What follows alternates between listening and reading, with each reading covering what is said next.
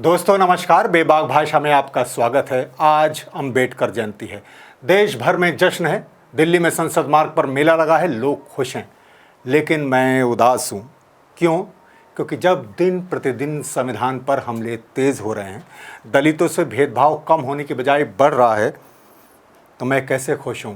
कैसे प्रधानमंत्री का अंबेडकर जी की तस्वीर के आगे नतमस्तक होना मुझे खुश करे, आश्वस्त करे? तभी मैं कहता हूँ कि सभी को चाहिए अंबेडकर, नारों में, भाषण में, मगर कोई नहीं चाहे कोई बैठे बराबर में। मैं ऐसा क्यों कह रहा हूँ? मैं खुश क्यों नहीं हूँ? दोस्तों, आप जानते हैं कि जब इस देश में एक दलित सांसद तक सुरक्षित नहीं, आपने देखी ना आगरा की घटना, दलित सांसद समाजवादी पार्टी के राज्यसभा सदस्य रामजीलाल सुमन के घर किस तरह खून से प्यासे, उनके खून के प्यासे लोग सड़कों पर उतरे। करणी सेना के ये लोग तलवारें और बंदूकें खुलेआम हवा में लहराते हुए एलानिया तौर पर उनके घर की तरफ बढ़े, लेकिन उन पर क्या कार्रवाई हुई? एक सांसद सुरक्षित नहीं है। अभी प्रयागराज की घटना है, कल की 13 अप्रैल की, कि एक दलित मजदूर को जिंदा जला दिया जाता है। तो बताइए किस तरह खुश हुआ जाए? मैंने आपके लिए कुछ खबरें निकाली हैं अभी सिर्फ मार्च अप्रैल की। अगर आप उन्हें गौर से देखें तो आपको समझ में आ जाएगा कि देश की हकीकत क्या है। सिर्फ हेडिंग ही देख लीजिए। पानी की बोतल छूने पर आग बबूला हो गए शिक्षक, दलित छात्र को बुरी तरह पीटा, 2 उंगलियां भी तोड़ दी। यह यूपी के मैनपुरी की घटना है, जहां इन दिनों रामराज आया हुआ है। इसी रामराज की एक और खबर प्रयागराज की आपको बताई मैंने। हापुड़ में दलित किशोरी से गैंगरेप होता है और समुदाय विशेष, यहाँ समुदाय विशेष यानी जो दबंग जाति के लोग हैं, जो आरोपी हैं, वो लोग जमकर हंगामा करते हैं। यूपी से चलते हैं हरियाणा, खबर देख लीजिए। यहाँ भी डबल इंजन की सरकार है।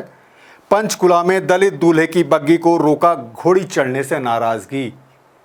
300 पुलिस कर्मियों की मौजूदगी में हुई शादी। जी, ये हाल है कि एक दलित युवक घोड़ी नहीं चढ़ सकता। अब चलते हैं राजस्थान, यहाँ भी डबल इंजन की सरकार है। बीजेपी नेता ने किया ऐसा कांड, टीकाराम जूली के मंदिर जाने पर गंगा जल से धोया।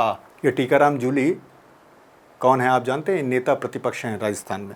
इसी तरह यूपी के मुख्यमंत्री के साथ भी हुआ था, पूर्व मुख्यमंत्री के साथ, अखिलेश जी के साथ। वो भी मंदिर जाने पर मंदिर को गंगा जल से धोया गया था। अब चलते हैं मध्य प्रदेश। यहाँ तो सालों से बीजेपी की सरकार है। पहले मामा जी की थी, अब मोहन यादव जी हैं, वही भैया जी होंगे। यहाँ एक दलित लड़की से गैंगरेप होता है। बलात्कार के आरोपी कोर्ट के बाहर ही समझौता करना चाहते हैं और नहीं करने पर इस दलित के घर में आग लगा देते हैं। इसके अलावा रोज ही न जाने कितने लोग सीवर में मारे जा रहे हैं। दलित, आपके गटर सीवर साफ करते हुए जाने कितने दलित मारे जा रहे हैं, लेकिन कोई शोर नहीं, कोई हंगामा नहीं, कोई जवाबदेही नहीं, कोई जिम्मेदारी नहीं। तो अब आप कहिए कि देश में जातिवाद खत्म हो गया है, गैर बराबरी खत्म हो गई है, कोई दलित उत्पीड़न नहीं है, कोई भेदभाव नहीं है, सबको जीने और आगे बढ़ने का समान अवसर है।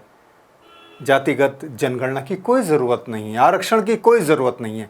कहिए, ज़ोर से कहिए। कह सकते हैं आप, ये सिर्फ कुछ खबरें नहीं हैं, बल्कि हमारे समाज का आईना है, हमारी सोच का आईना है, हमारी बदशक्ल का आईना है। रोज़ ही हम देख रहे हैं कि कैसे सरकार संविधान की धज्जियाँ उड़ा रही है।